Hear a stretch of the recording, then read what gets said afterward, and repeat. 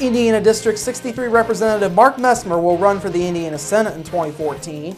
Jasper Mayor Terry Seitz joins me for Monday with the Mayor, and Kurt Guxell has Jasper baseball highlights from the weekend in sports. Those stories and much more are up next here on 18 WJTS News.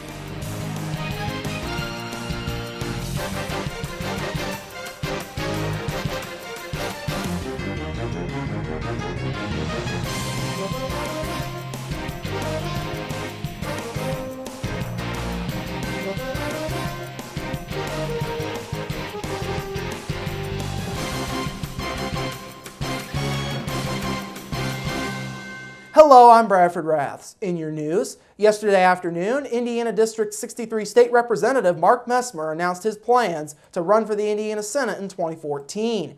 Mesmer, who will run on the Republican ballot for Indiana Senate District 48, a seat currently held by soon-to-be-retired Democratic Senator Lindell Hume, talks about the differences between what he does now and what he would like to do should he be elected as a state senator. The Senate tends to be more policy-driven. The House, just by the nature of the two-year election cycles, tends to be primarily more politically driven. I guess they're more driven towards responding to political issues. The Senate tends to be driven more towards policy issues, and I really enjoy the process of detailed analysis and policy.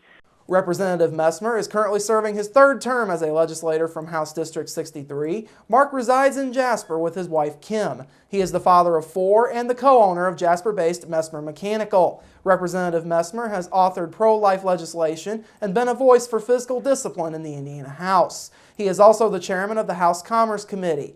Mesmer talks about his goals should he become the next District 48 state senator in 2014. My roles that I've had in the House dealing with economic development, with jobs development projects, with good conservative family values issues, I'd look to continue that in the Senate. I've worked on some very significant job creation legislation. I would hope to get appointed to the similar type committees in the Senate to be able to influence and guide those policies again on the Senate side of the aisle, and try to continue to make Indiana the best place to live and work and grow a business. Mesmer joins Boonville resident Ted Metzger as Republican candidates for the Senate District 48 ballot. Metzger announced his intentions to run for the seat last week. Senate District 48 currently serves Bainbridge, Boone, Cass, Madison, and Patoka townships in DuBois County, as well as parts of Gibson, Knox, Pike, Spencer, and Warwick counties. The legal battle between members of Healthy DuBois County and the City of Jasper and its Utility Service Board on the biomass issue will return to court in January of next year. This trial is set to take place in Jasper. Last week, a hearing to determine how the case will be managed for the lawsuit filed against the City of Jasper by Dr. Norma Kryline, Rock Emmert, and Healthy DuBois County Incorporated was held.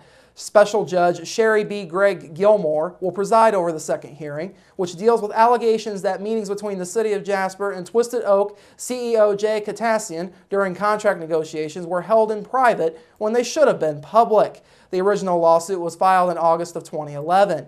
In January of last year, Special Judge Lucy Goffinet issued a ruling in favor of the City of Jasper, but a 3-judge panel with the Indiana State Appeals Court later granted the appeal that was filed against Goffinet's decision based on factors which included openly questioning the volunteer group meetings that proved to be essential to working out the details on the contract.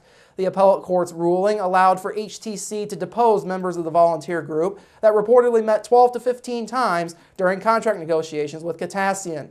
HTC has made in the neighborhood of 400 requests for discovery since the ruling by the Indiana Court of Appeals.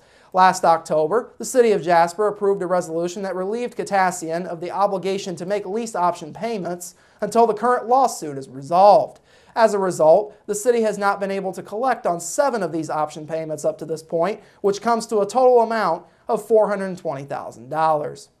And finally this evening, cold weather conditions didn't keep patrons from enjoying the 10th annual Chalk Walk in Jasper on Saturday. The community, young, old, and in between, came out in full force to create their own masterpiece on the sidewalks surrounding the downtown Jasper Square. The Chalk Walk event is through the Jasper Community Arts Center. There were lots of free activities for the community, or people could pay $10 for a bag of goodies and chalk to create whatever you like on a designated square. There were many booths lining the Jasper Square for the participants. Anything from face painting to live music were set up for additional entertainment. The Relay for Life team was in attendance with a food booth set up. Pat Gablage, a native of Jasper, says the community cares about the kids that come out to express their love for art. I think this shows that we do care about the kids, you know, to have things for them to get involved in and do, and I think keeps the art going. And I said, we have a lot of really talented artists in this town. If you go around when it's over and look at them, you'd be really surprised at some of the pictures that you see. Gablage says the Relay for Life team has been coming out and supporting chalk walks since it began 10 years ago. Community Canvas, an artistic group in Jasper, also made an appearance to show off their chalk skills. They went a little outside the box this year and constructed a drawing that was approximately 20 feet by 8 feet that appears three-dimensional if you take a picture of it with a cell phone. Jenny Rashi, also a native of Jasper, says art can be fun for everyone. I think it helps bring art into everyone's lives in a fun way, not no pressure to be good, just you get some chalk and a square and just draw what you feel. The Chalk Walk event started at 8:30 in the morning on Saturday and lasted into the late afternoon. It was originally scheduled for last Saturday, May 4th, but was rained out. Coming up after the break, Jasper Mayor Terry Seitz joins me for Monday with the Mayor, plus warm temperatures in store throughout the week in your local forecast, sports with Kurt Buchsel, and Informed featuring Steve Lindauer and Pat O'Keefe with the Southern Indiana Leathernecks. That's all coming up next here on 18 WJTS News. Local people watching local people.